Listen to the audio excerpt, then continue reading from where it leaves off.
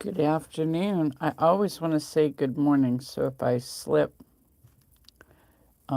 sorry about that. Hope everybody's having a good weekend so far. I I started another, believe it or not, another jacket. I'm doing one that is a set-in sleeve, so I wanted to go over that. I love this sweatshirt. Um, It is a Gildan heavy blend, it says, and I love the weight of it. I love the way you can disassemble it and still keep the stitching on it so you don't have to do any stay stitching. This is where I cut the ribbing off on the bottom and the same on the cuffs, so I don't have to do any stay stitching. And where I cut the sleeves out, I don't know if you can see I cut right, but there were two lines of stitching that showed on the front, and I cut right between it. It was like on a fold, it was the seam line. So that this is where I cut the sleeve out. That's the sleeve part. And the part on the sweatshirt still has stitching on it. Oops, excuse me. This is what all the seams look like to start with. So I just cut right in there. So everything has a little bit of stability on it that I didn't have to do anything extra to. So I've got the front, this is the back, this is the front. I've got it split down the front. And I have my center line down the back. And I am working on, this is called a radiant border blocks that are included in the package. So I thought I would show you. I'm going to work on this. Oh, what a mess. We are remodeling, so I'm trying to work in a small corner so I don't get in the way. Well, they're not working right this minute, but when I'm not in here working, they're in here working. So hopefully by the end of next week, it will all be done. So anyway, I thought it would be fun if we actually did the whole jacket for you to see. And this is the other thing I do when I cut for a quilt or anything. I know you don't all have access like I do to bolts. When I empty a bolt, I will take a scrap of batting and wrap the empty bolt with the batting, and then I lay my fabrics, my pre-cut fabrics out so I can just work from that. And they're organized for the order I want to put them on my block, and it just makes it a lot easier if I leave this project and go to another one. I can just leave the fabrics on the bolt and maybe put a piece of paper, piece of butcher paper or something over it so they don't get caught up and fly away. They don't get mixed up, whatever. But I have quite a few of these that I do for various projects. So for those of you who are new, we are working on a leave-in foundation. Our foundations come pre-printed, and our patterns contain everything you need, all the foundations you need to make whatever the project is. And the patterns also include detailed step-by-step instructions on how to make blocks and then how to assemble the project.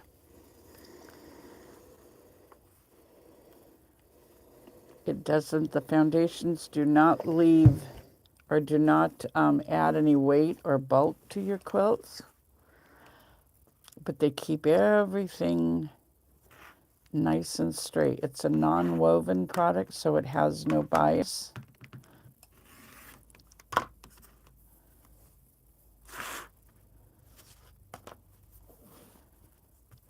And we're over here. Put right sides together. And we do this is traditional paper piecing process. Other than, whoops, it went a little too far. Other than you're going to leave this in. So you want to use a regular stitch length. You don't need to use a little tiny stitch because you're going to leave this in. So I just say whatever stitch length you use in your normal piecing is absolutely fine. And I describe this process as 3 steps. The first step is stitching. Hi. The second step is this, it's pressing. And yes, that is steam you hear. I use the lowest steam setting on my iron. The lowest setting where I can still get a little steam. I just think steam gives me a flatter seam. But it's not necessary. It's whatever you want. I know a lot of quilters don't like to use steam, so it's entirely up to you.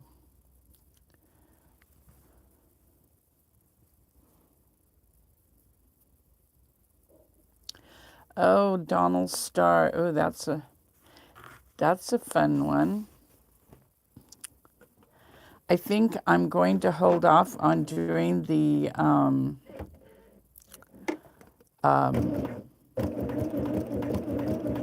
modern sampler for one show. I want to make sure everybody who ordered the kits get them before we start. So we'll wait until next Thursday to start that. And that will give us a chance to get this finished, because I want to do a lot more of this with you. So you get a better idea of how I, what do you want to call it? Because everybody is probably going to do theirs differently. You may want to do it the same as me. I don't know. You certainly can do it any way you want. But I just wanted to show you how I come up with ideas for filling in spaces around the blocks that I choose to do, and how we make it all fit. So I thought it'd be better if we did. There's parts I will make on my own, but I want to show you all the step-by-step details, so you'll feel a little more confident in doing your own.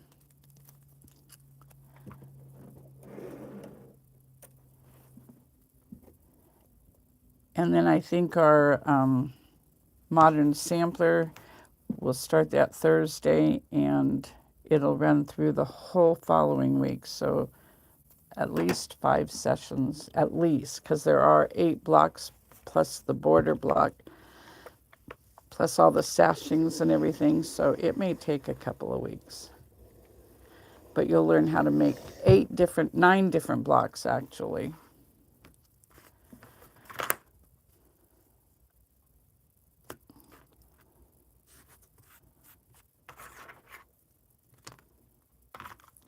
I originally was going to put this on a sleeve.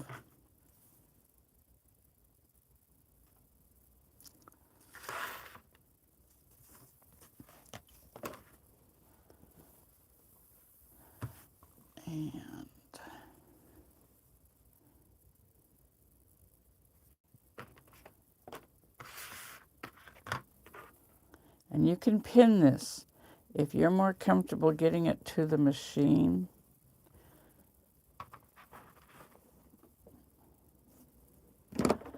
There's certainly no problem with pinning.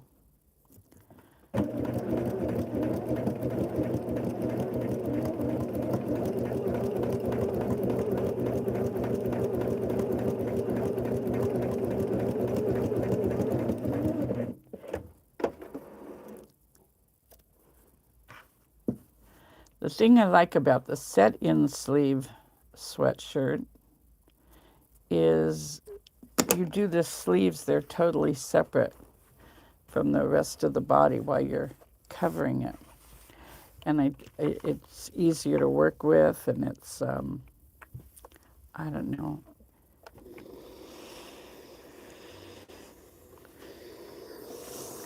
Yeah.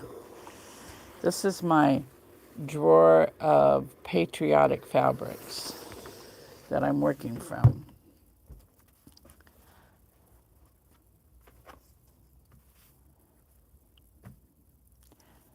And this block, there's 6 parts to it. And I'm making them all the colors in the same order on all 6. I don't know what that's going to look like. You'll see it with me.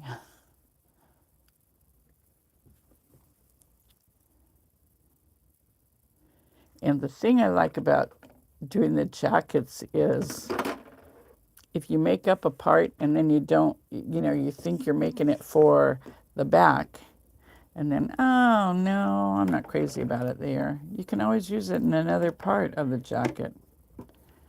So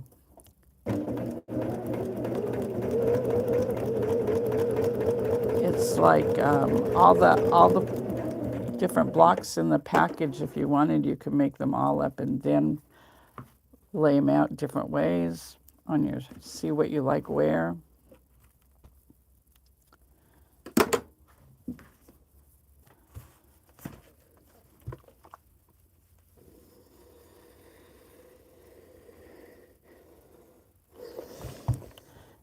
And I always say this, my favorite piece, it's the last piece.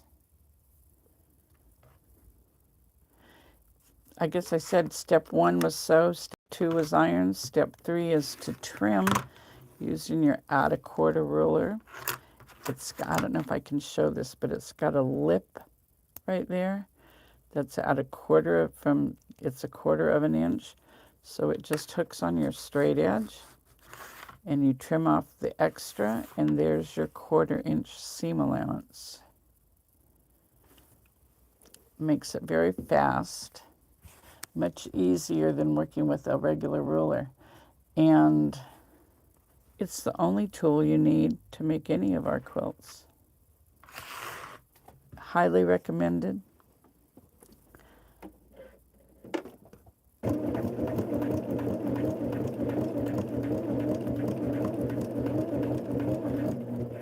A very inexpensive tool to make your sewing much easier.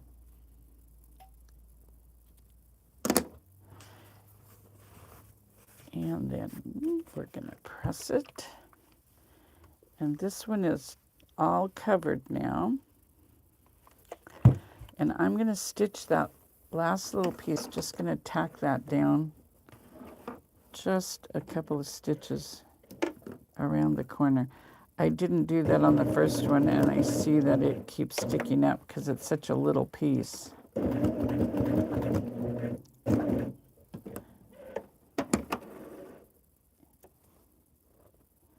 Trim the threads.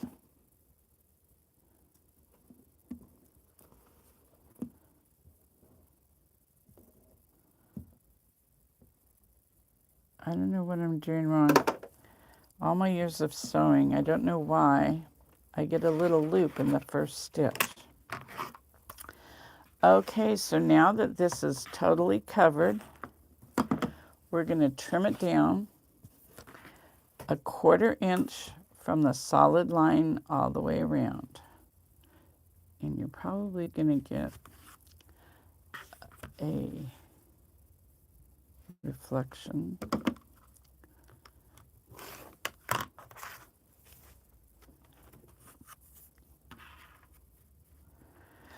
This one that I'm doing is a drop shoulder set-in, I guess it's a set-in sleeve.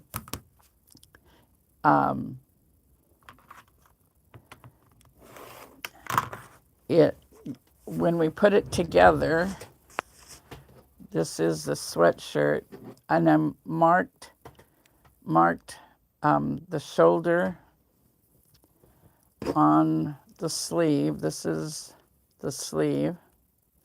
So I marked the shoulder, and I also marked down on the cuff right and left sleeve in case you want something particular on the right sleeve or the left sleeve, and plus it just helps to make sure it goes back where it belongs. When you do the raglan sleeve shirt or a sweatshirt, when you sew your pieces on, it's flat, but both sleeves are still attached to the shirt, to the body of the shirt. So it's just big and a little more awkward.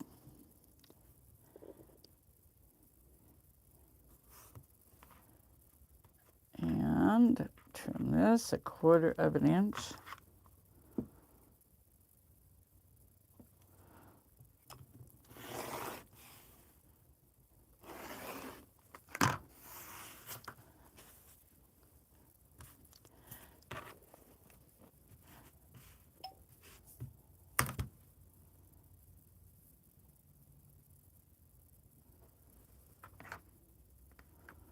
And sometimes a long stretch, you gotta manipulate it a little bit to get this on the solid line.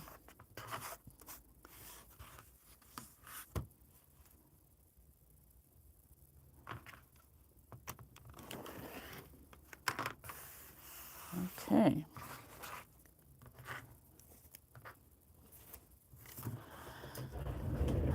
So I have part A and A reversed done. So they're gonna sit like this.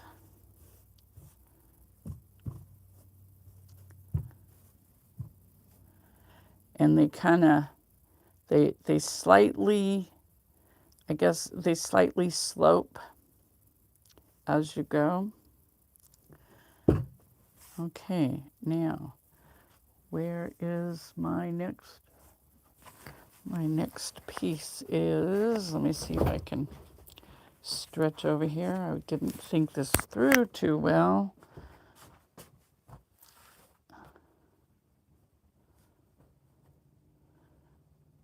Well,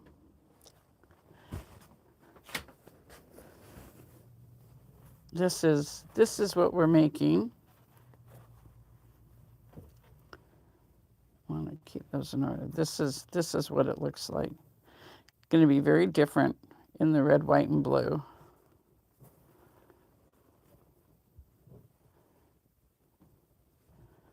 These are my other pieces.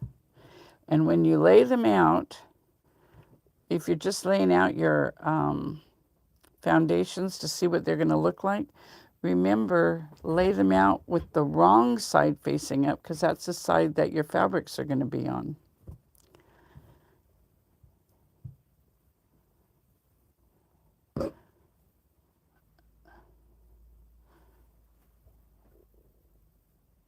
There we go.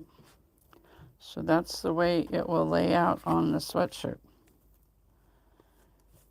This is just going to look like diamonds with a little texture.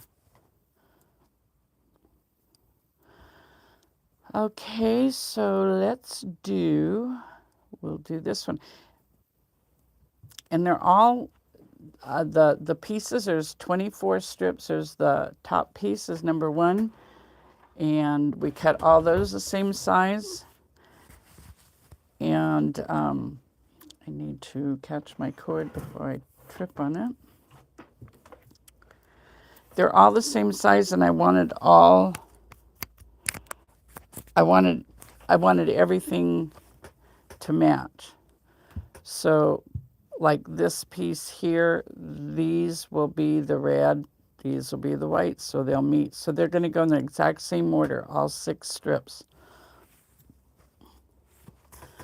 And I think I have a background piece here. This white on white is really hard to tell the right side. You got to get it in the light. Okay, so when we're going to set, this is the wrong side up. We're going to take our foundation, and we want to be able to read the printing on the foundation. And we're going to set it down like this. There's about 1/4 of an inch past the line. And it's going to cover all. And then what I like to do, when I get it set just right, actually, let me move it just a teeny bit. Okay, so I have it just how I want it. I'm going to tack it down right now, so it's not flopping around separate from the foundation.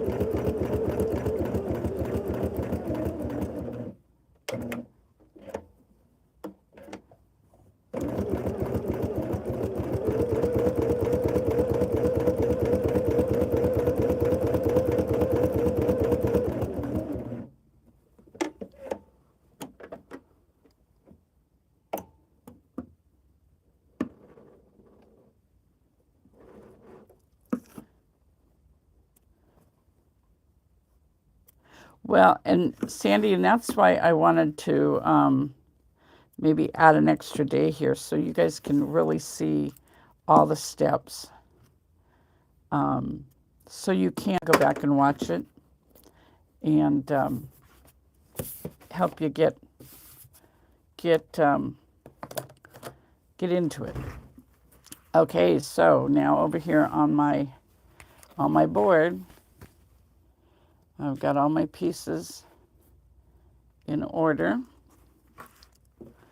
I'm trying to remember what quilt it was that I did. I had 4 of these covered bolts for one quilt. That was crazy. Boy, I had numbers pin. That's the other nice thing is you can stick a pin in it. I have the little map pins, and I labeled everything and put a pin in it, so I knew exactly, because it was a wild quilt.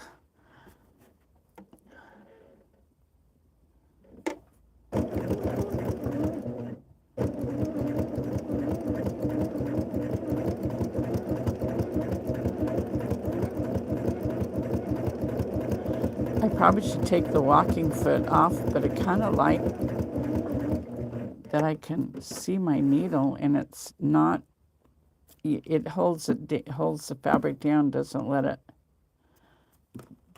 bunch up in the middle, which with my other open-toed foots, that's what would happen is as I'm sewing along, the foundation would want to go to the middle. And of course, that's going to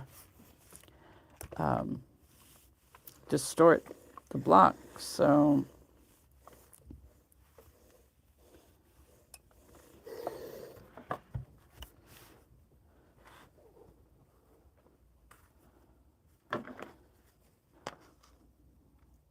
we'll put our straight edge along the seam line for the next piece, which is number 3. Fold the foundation back.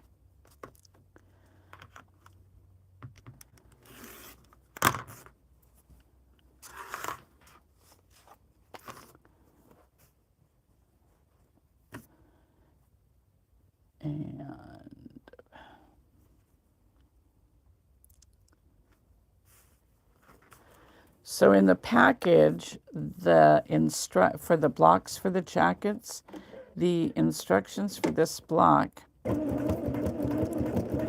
at the top it'll tell you for part A, B, C, and A reverse, B reverse, C reverse. They're all the same size.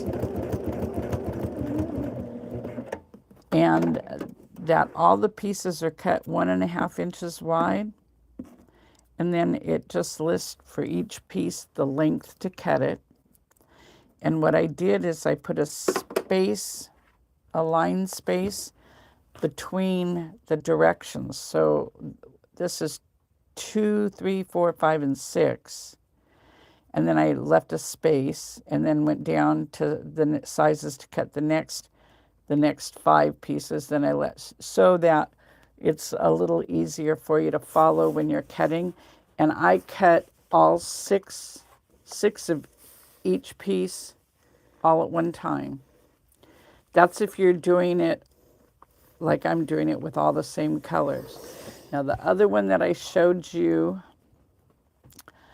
that one, I think I cut each strip one piece at a time because I was doing a shadow kind of effect, I wanted a 3D effect. So this group here, the reds say, I went from light, each piece went a little gradient down to dark. And then the one over here that completed the diamond, they were a little darker, still shaded, but a little darker.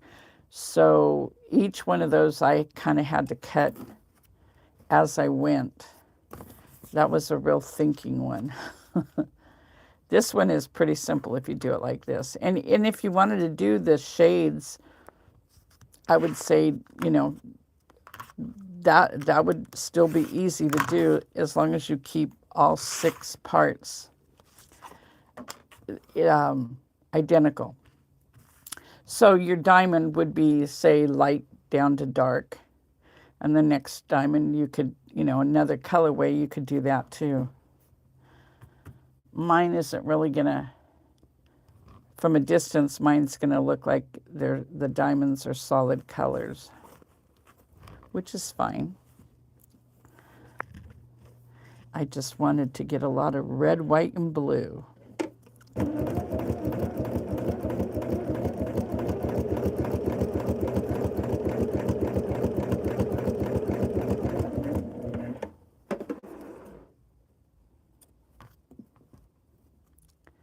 And this is, for those of you who have the automatic cutter, I think that would be neat.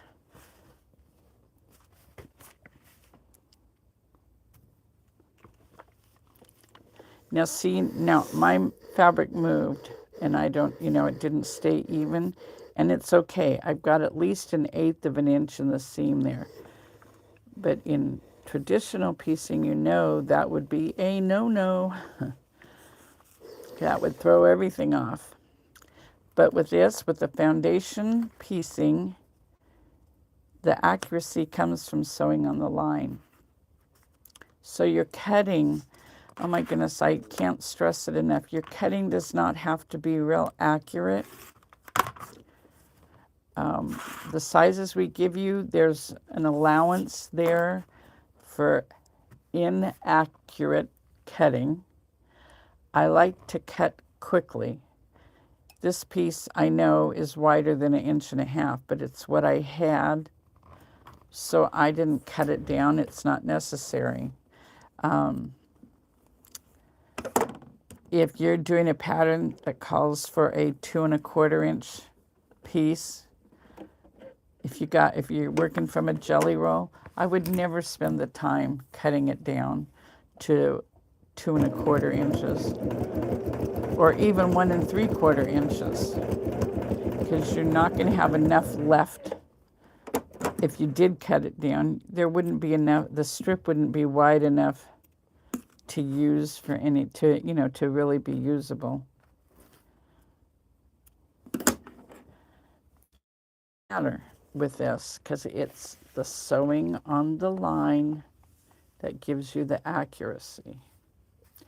And because you are trimming everything down to just 1/4 inch for your seam allowance, you're not going to have an overabundant amount of fabric to add to the bulk. It's all going to get trimmed down no matter what. So don't, I even still today, for traditional piecing, which I rarely do, I still get very tense when I'm cutting my fabrics because I know everything is predicated on having that perfect cut. And that makes me nervous. And you can only, you don't want to cut more than 2 layers of fabric at a time because then you lose your accuracy. And I cut 6 or 8 layers at a time. It depends on the pattern and how many multiples I need. But, when you're cutting 6 and 8 layers, it's not going to be very accurate. But that's okay.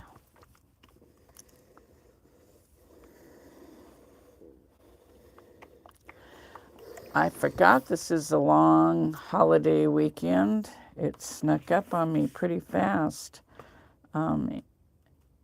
Anybody doing anything special?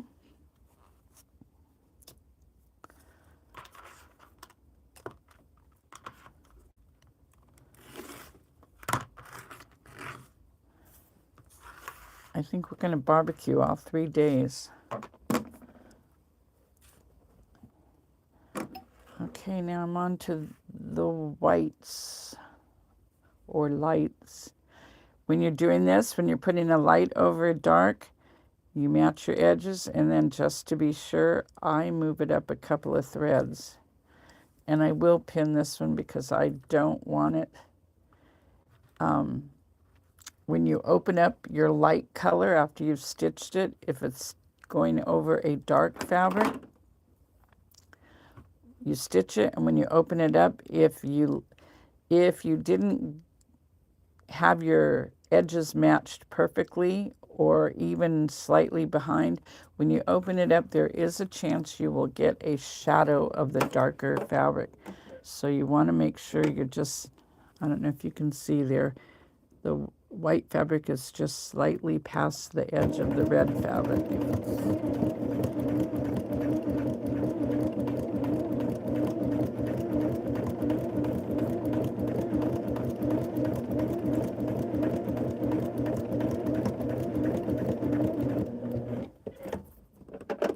And when I pin, my pins are down here, so I don't run over them when I'm stitching. Put them on the opposite side of where you're going to be stitching.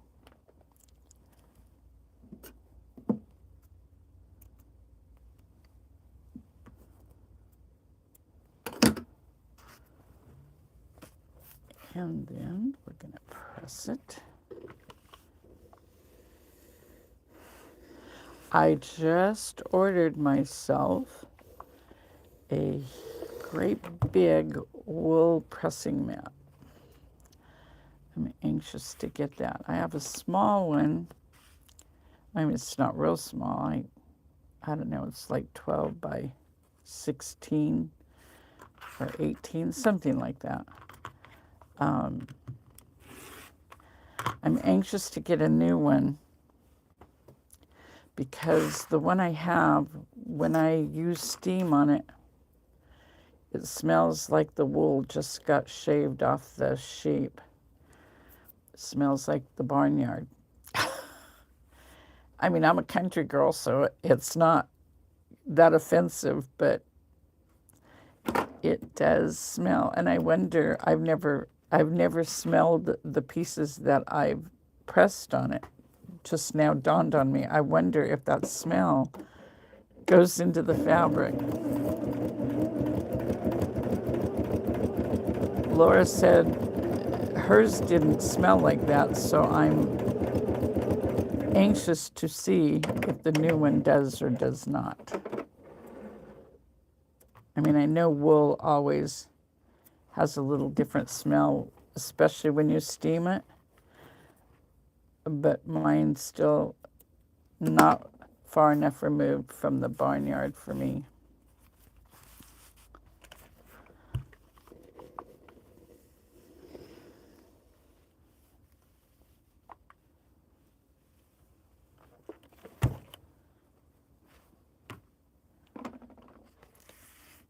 So, that strip was a wide strip I had left over. So I didn't trim it down because I'm going to trim it right now.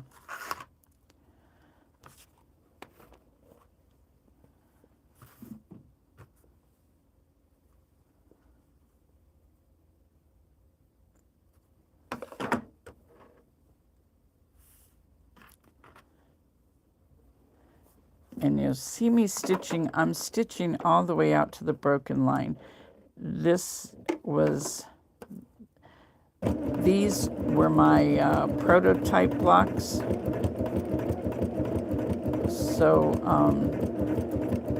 when I started making them, I started sewing on it. I realized, oh my goodness, I didn't extend the line out. So on the blocks in the package, they have been corrected, and they do go all the way out, because you aren't going to have any more seam lines crossing it. You know, there's nothing more crossing this seam out here. So we just run it all the way out so it's stitched down in the seam allowance. Obviously, you want to stop at this point right here because you will have this seam going across.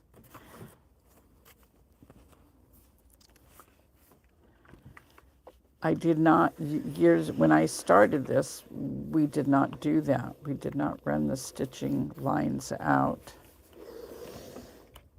And, you know, that was something that we learned later on. So some of these I have to go back and update.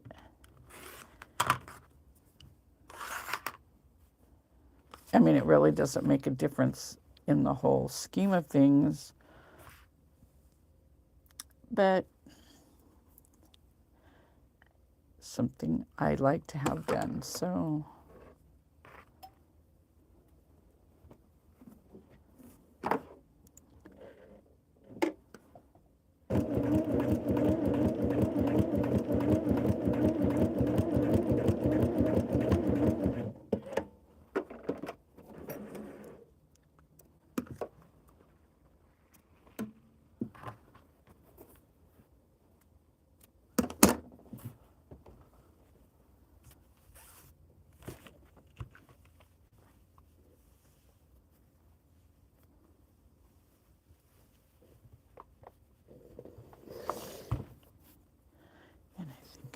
one more here.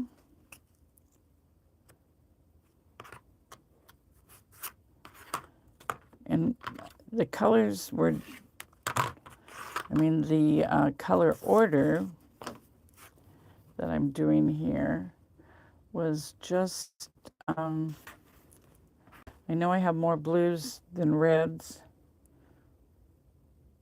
so that's why the whole inner part, I got 3 variations of blues. I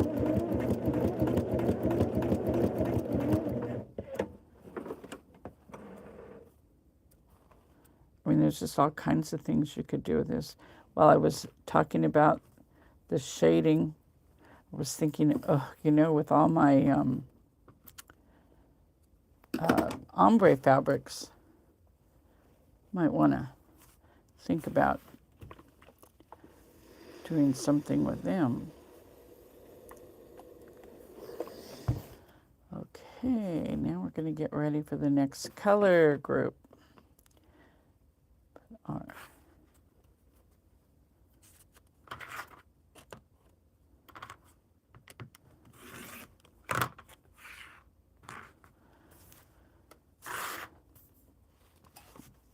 And then after we do our modern sampler, I'm going to go back and revisit some of these projects that we've been working on over the last 4 or 5 weeks, and we'll get those completed.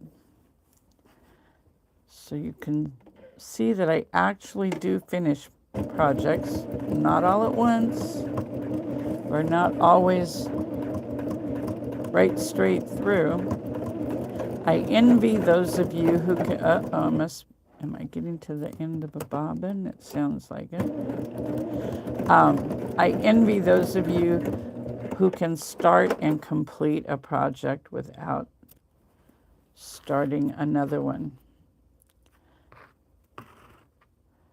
A couple of years ago, I had so many projects started, and I made a deal with myself for 1 year. If I wanted to start a new project, I had to finish 2 that were already started. And you would be amazed how many things I got done. It felt really good. So I'm thinking I need to do that again.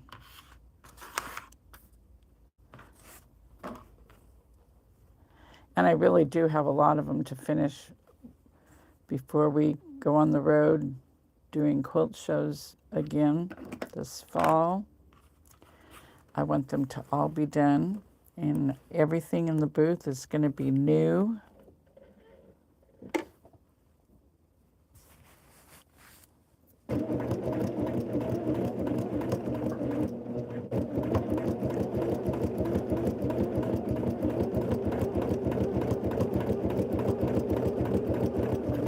So I do have a lot to do.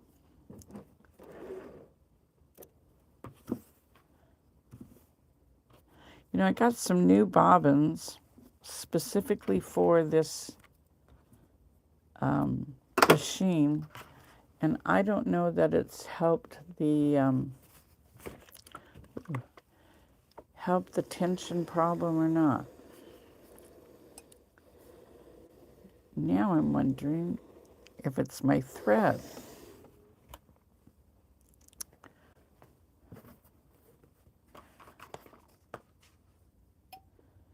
And when I get done with this one, we're going to sew a couple of these together.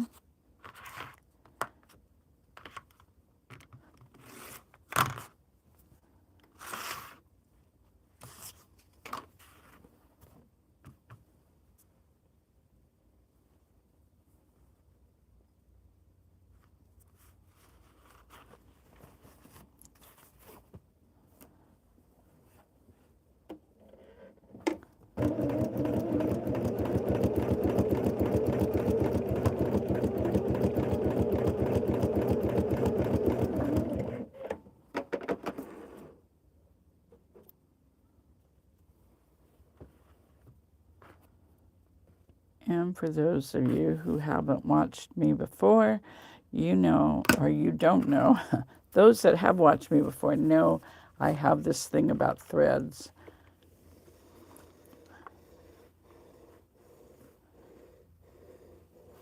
And I don't know where that came from. I think back in my early days of sewing, as a young girl, I was always so anxious to get my projects done because I was sewing clothes. I was so anxious to get my project done, I didn't take the time to cut my threads. And I felt like it contributed to me not being as accurate of a seamstress as I knew I could be. And I think it's just perception. But I felt when I started clipping my threads and paying attention to the little details, I became a much better sewer. I went from just getting it done to being proud of what I did. And I really have to say that I think part of that was you clip your threads, it looks neat, it makes you want to do everything neatly, and it's just my phobia. I don't criticize.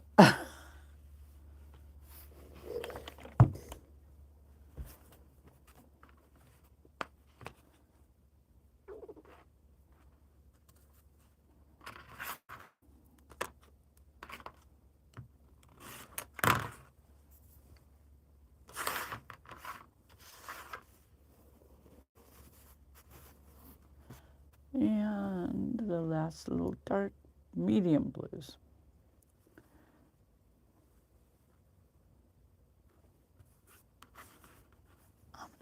don't know why. The long ones and the short ones I have the most trouble with getting to the machine.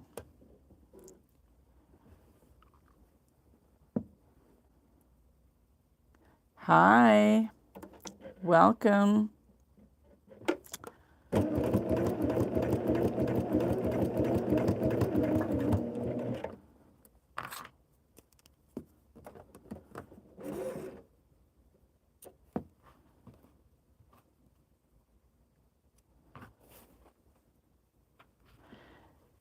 See, I get this little loop here.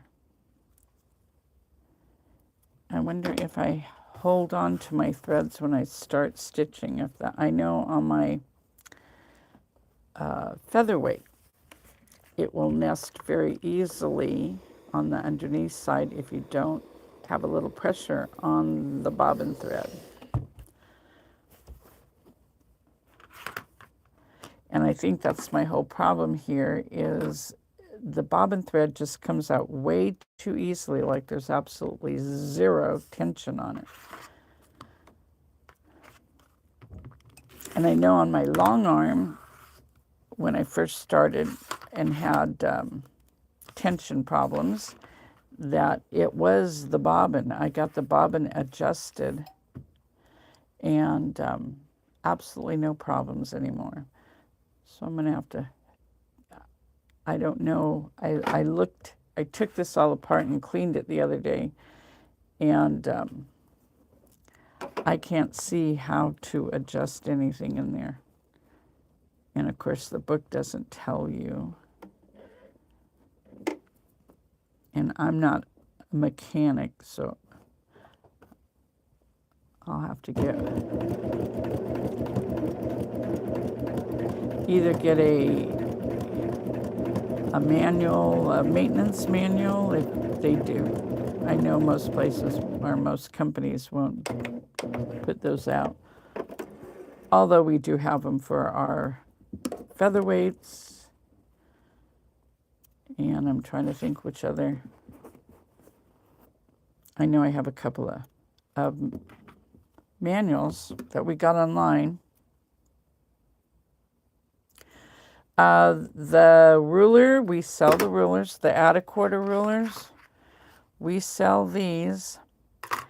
The foundations that I'm sewing on, I assume that's what you're talking about, the template. This is what we manufacture. They're called Easy Piecing Leave-In Foundations. You can go to our website and see all of our different designs and products. We have patterns. We sell patterns that contain all the foundations you need to make whatever the project is. We sell block packages, various sizes with various amounts of blocks in them. We sell refills, so if you make a pattern and you want to make it again, you can just order the foundations. They're a leave-in foundation. It's the same process as traditional paper piecing. And they come pre-printed. Every package has cutting instructions, tells you what size to cut all your pieces so you don't have to guess and waste a lot of fabric or spend a lot of time figuring it out. It's all done for you. And many of our patterns, we do sell fabric kits. So I hope the web address is www.easypiecing.com.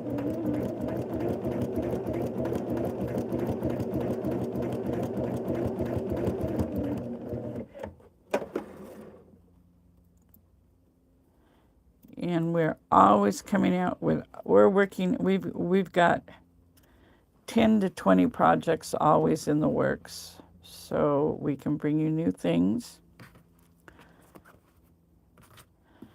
There it is.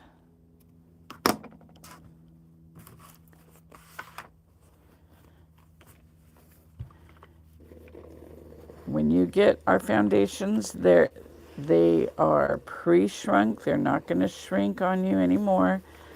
I know I have people who see it and say, oh, I could just do that on interfacing. But when you buy interfacing, it's going to shrink, and it shrinks more one direction than the other.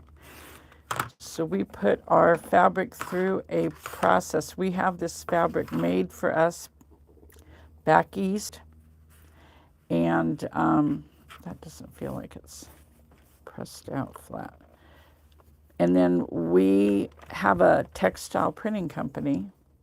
So we do all the printing. I do the designing.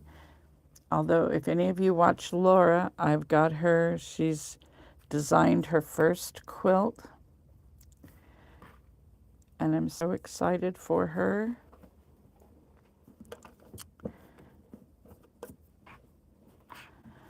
And anyway, that's pretty much it. We've been around for, oh my goodness, 17 years.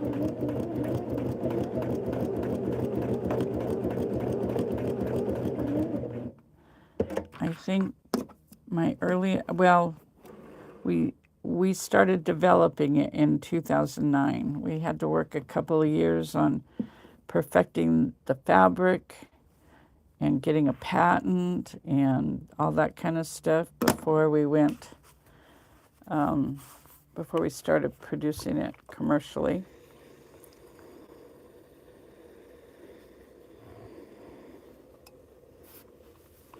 And I love to tell the story of how I happened upon developing this.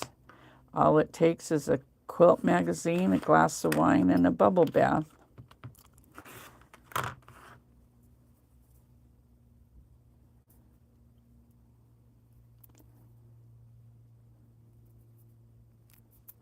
Well, thank you, Lorraine. I appreciate that. And I have to say, since I developed this, traditional piecing I haven't done much in the way of traditional piecing.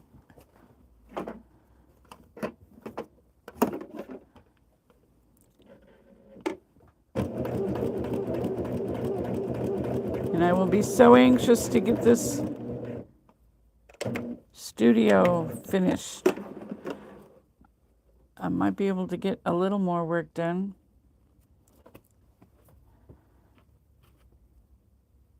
It's so frustrating to work in a mess.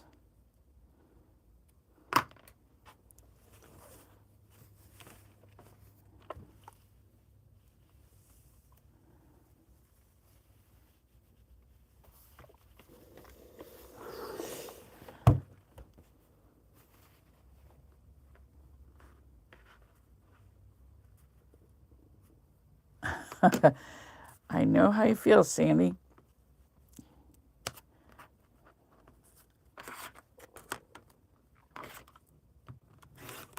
To me, it's just, when you've got to at first learn the process, but I mean, it's so repetitive. It doesn't take long. And then, to me, it's kind of mindless sewing when once you get your fabrics cut and organized. Like I say, like doing this board, I don't have to think anymore. I know to just follow the numbers on the foundation and that my fabrics are in order. So, and for me, it's much easier to follow a line than it is to keep that perfect 1/4 inch seam allowance. It's funny, when I do, when I go to guilds and do trunk shows and lectures, I tell them, I'm just giving you guidelines to get you started. You will develop your own habits and your own way of doing everything, and that there are no quilt police. And then I always have to stop and say, except I'm married to the chief of police. He's really funny. When I was traditional piecing, he would always remind me, now, if you're going to cut, you remember that if you don't cut it right, honey, the quilt's not going to come out right, because everything's, everything's built on top of that. So if your cutting is wrong, your whole quilt's going to be wrong, or you're going to struggle to make it right. And so I think that was part of why in traditional piecing, I would always get so, not nervous, but by the time I got done cutting for a quilt, my shoulders would be up to my ears. I'd be so tense. And I thought, well, this isn't any fun.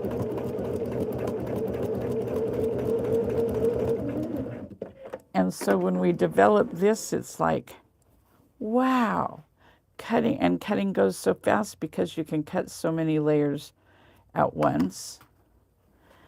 And it takes just a few minutes to get it all organized or in order. Depends on what the block is, like a pineapple block or a log cabin block. After I get things cut, then I stack my pieces in numerical order with the last piece on the bottom, the first piece on the top, everything face up, right side up.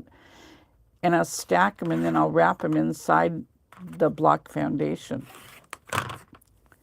So at that point, all my thinking is done, and I can get a lot of sewing done in a small amount of time because it's all organized and ready to go. When I'm doing traditional piecing, and you cut all your pieces, you make sure you label everything. I would put all the different parts to blocks in a bag and label it.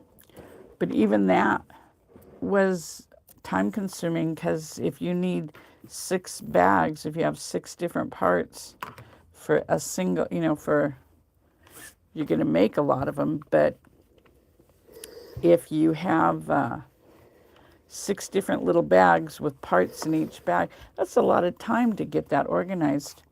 And if you only got a half hour to sew or an hour to sew, you don't want to spend half of that time just getting things together to sew. By the time you get it together, it's time to go. So with this, having the foundations and being able to put all the different pieces in order in the foundation, if I have 15 minutes to sew, I'll sit down and I can get right to it, because I know the next piece on the stack is the next piece to sew on the foundation. And I could have done that with these, but it's just as easy to have them laid out on the bolt. And I'm going to just tack this last little piece down in the corner. I stitch between the solid line and the broken line, just to hold that one down.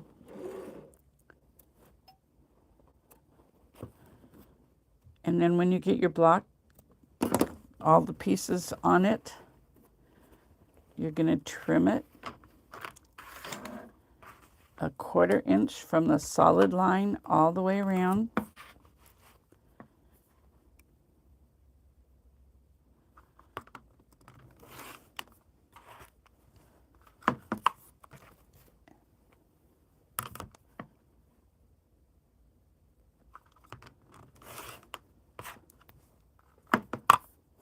I guess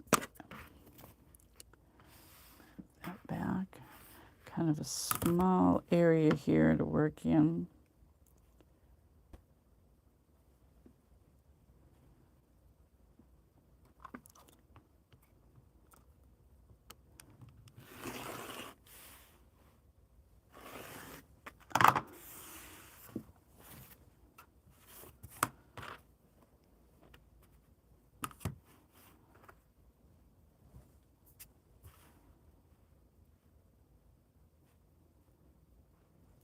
The dotted line is usually the 1/4 inch, but not always. Sometimes the way we have to set these to make the best use of the foundation fabric, sometimes it might be slightly smaller.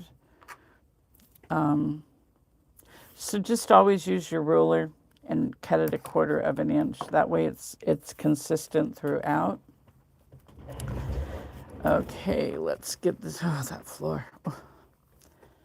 This should be this side. Get myself wrapped up in cords. Get those threads off of there. Okay, so this piece is going to go just like that. So I have half of them done. So what do you say we sew the 2 middle ones together?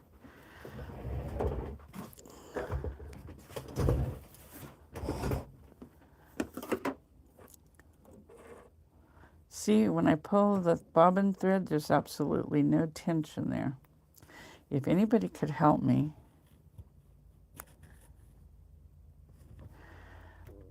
Different value.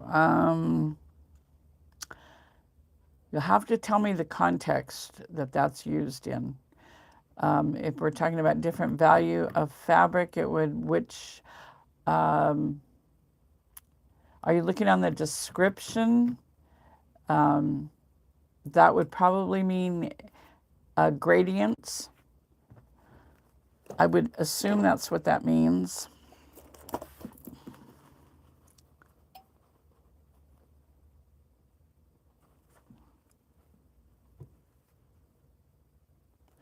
Yeah, the value would be probably gradients, like light, medium, dark. So we're going to match our point here where the 2 solid lines come together. And then I'm not going to match every single seam down here. I'll match where the colors change. And if I have those matched, the others should match, in between. So we'll put a pin there. And again, remember, hold your pin perpendicular and use another pin. Don't want to rock it. And then, ouch. Just want to make sure my seam lines are aligned. And then I'm going to go down here to where this point where the colors change. Put a pin in right there at that point. And match it over here on this side, right at that point.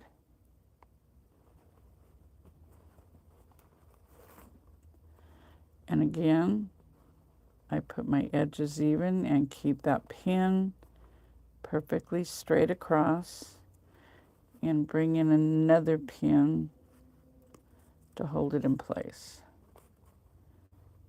And then somewhere up here in the middle, I'll put a pin through the seam line and make sure it comes out the seam line on that side. Just have a better chance of everything matching that way. Oh, I don't like those pins. And I'm going to do the same thing down here. Put my pin in right at the point and match it right on the bottom. Keep my pin straight.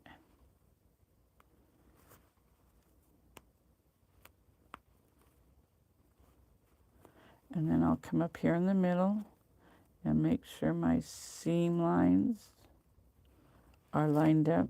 See, that's why you want to use your ruler and the 1/4 inch from the solid line, because your edges will match.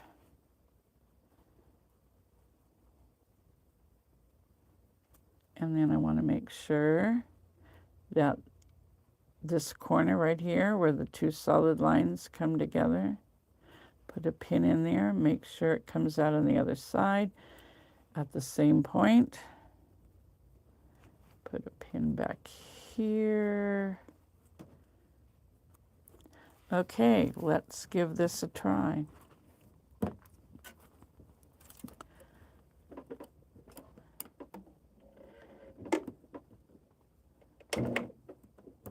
My pin out.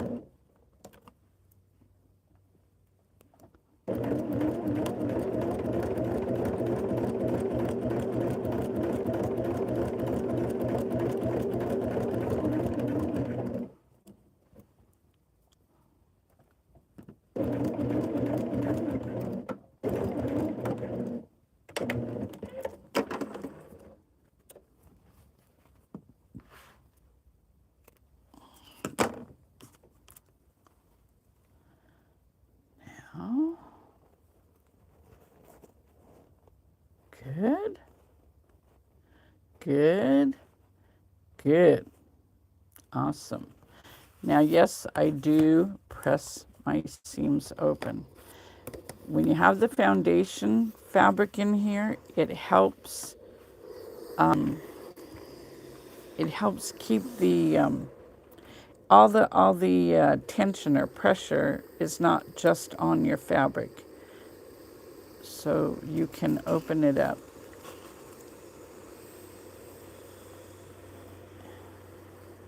And that way you alleviate a lot of bulk.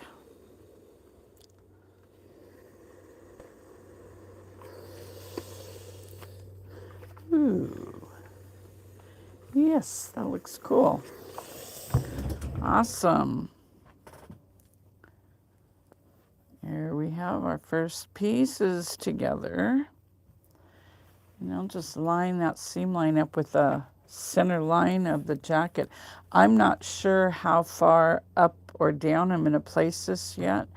I haven't decided on what's going to go across the bottom. I do know that I'm going to have some solid, it might be a print, but a solid fabric going up the sides, and then a fabric to fill into my side seams. But we'll get to that. Let me sew this one to this one. We'll do the same thing.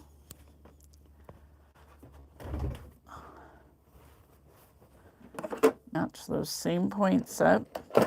Oh, this is the tag that came out of this sweatshirt. I'm going to order a bunch of these. I can't, yes. It's Gildan, and it's called, gosh, this is really hard to read. It is called a heavy, oh, there it is, heavy blend. If I can get that heavy blend. I really, really am very pleased with this. Oh, and that's the other thing. This one, I am not going to add any length to it. I want to keep it the length it is. I like the length. So, and I think I did go over on Thursday how to add length to the sweatshirt. You get a nice batting that is about the same weight or thickness as the fleece. And you can use the that knit fusible tape, and I forget the correct or brand name of it, and put half of the tape on the edge of the sweatshirt, and then lay your batting down, decide how much length you want to add, lay your batting down and butt the edges up together over top of that tape, and then fuse it on. You don't want to have it overlapping because you don't want that ridge. And then go from there. Just build your sweatshirt the same way. You just would have a little extra length.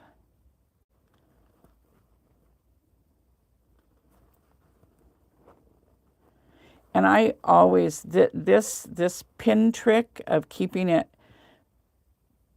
perpendicular and level, that applies to traditional piecing as well. If you rock it, if you rock your pin, if you look at it when you do that, I'll do it down here.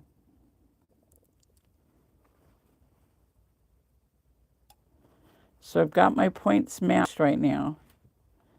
And if I rock this, I don't know how to, if I can get, if I rock this pin like this to put it in, you can feel it. See, when it's like this, my two edges are matching. The two edges right there. When I rock the pin and pin it in, all of a sudden my edges aren't even. So that means you're moving that point down. So when you stitch it, it's not gonna match. So you keep it straight, keep it perpendicular. You know, straight. If you lay it like this, you want it straight up and down. You want to keep it straight. And your edges of your seam or your fabrics, and then put a pin like that while this is staying straight, so you don't move your fabrics. Much better chance of having perfect points. And that does apply to traditional piecing as well. And the more bulk you have at a point like that, the bigger or the more it's going to move, the more it will shift on you. And then we go down to this point here, and it should come out and match right there. Perfecto. Put a pin back here. That feels like, there we go. And then this expanse here, just to keep my seam lines even. I do that.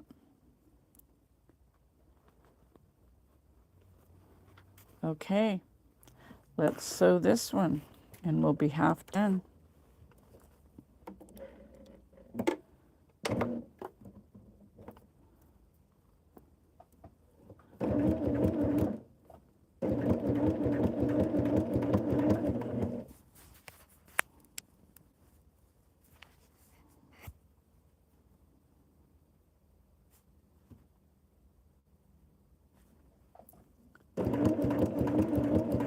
Hey, that's good. I might have to go up there and buy a few more.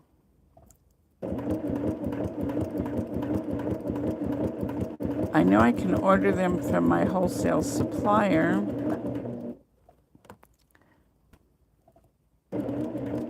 And it really doesn't matter what color you get, because you aren't going to see any of it.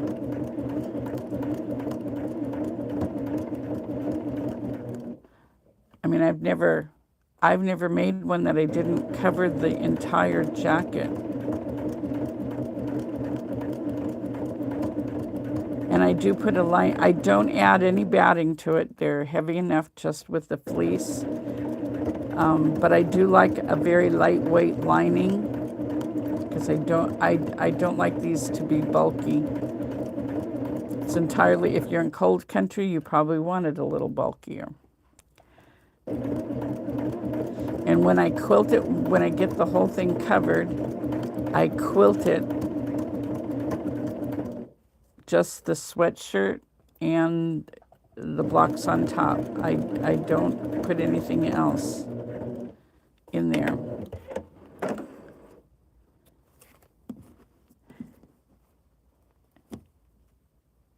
And then we do the lining. Okay, let's see if this side came out as good. That looks good. That looks good. That looks good. Let's press these.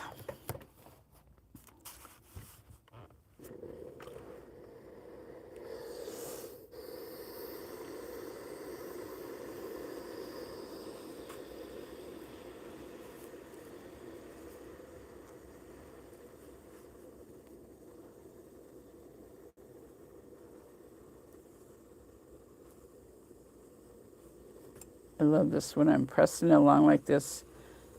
My glasses get all fogged up. Have to take them off to see what I'm doing.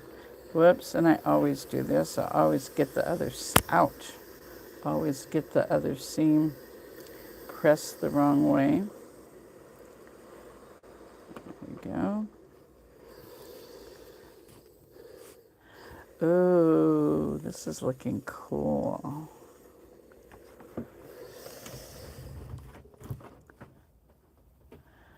So there we've got 3 pieces done. I think that's gonna look great. I got one more over here. And 2 more on that side. So I'm gonna keep on working on this.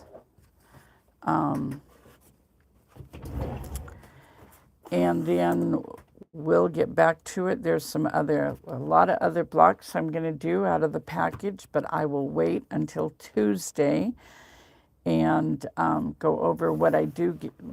I'm not going to do too much. I want to do most of this with you guys. So, but this is probably boring to watch me make the third one. Anyway, we will be back and we're going to get this jacket totally done next week. And then we'll be doing the modern sampler. I'll show you that one for those of you who haven't seen it. This is our modern sampler. And there's 24 blocks. There's 8 different blocks, 3 of each one. And then the square and a square and a square and a square for the middle border. And we're going to start on that one when we finish this jacket. So you have time if you want to get the pattern and work along with us. We also have the fabric kits. It's a little bit different fabric than this. Same kind of colors, but a different line. It's from Riley Blake is the new, it's all batiks. Anyway, we have that. It's on the website. It's called Modern Sampler. We'd love to have you join us for that. But first, we're going to finish our jacket. So I'm going to get to it, and we'll see you guys on Tuesday. Thank you, everybody, and I hope you have a great holiday weekend. Have fun and be safe. Bye-bye.